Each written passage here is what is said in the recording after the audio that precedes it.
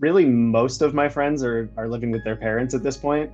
Being in our late 20s, I don't think that's the plan that any one of us had kind of designed for ourselves at this phase of life. What is your top priority this election? If I'm thinking of just strictly my own personal self-interest, I would say it's housing. We were living in a condo that we were renting in downtown Toronto for a little while. We moved in together late 2021, and then about a year and a half later, I think it was in relation to COVID, the interest rates went up to a degree that our landlord couldn't afford to carry the number of properties that he had in his portfolio at that time. So he had to sell some of them. And one of the apartments that he had to sell was the one that my partner and I were living in. And over the year and a half that we had been living in that neighborhood, rent went up in our area about 33%. So we were essentially priced out of a lot of downtown, and we found ourselves renting a place in Scarborough instead. So we've been here going on 2 years now. We have a good relationship with our landlords, but I think there's still a little bit of just uncertainty hanging over us, knowing at any moment that your home could be sold, possibly heading into a recession, and we don't know what's going to happen economy wise. You know, a lot of our life kind of depends on the finances of people that we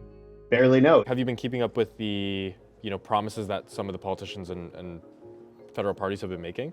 I will say I'm liking the liberal platform this year. Sometimes I think I get a little bit frustrated with political platforms when it feels like the only levers they really know how to pull is to play with tax rates and interest rates. I like that the current Liberal Party is saying that they're going to do things like invest in prefabricated housing technologies, modular housing, mass timber. So getting some creative, innovative technological elements in the infrastructure priority is something that's really interesting to me.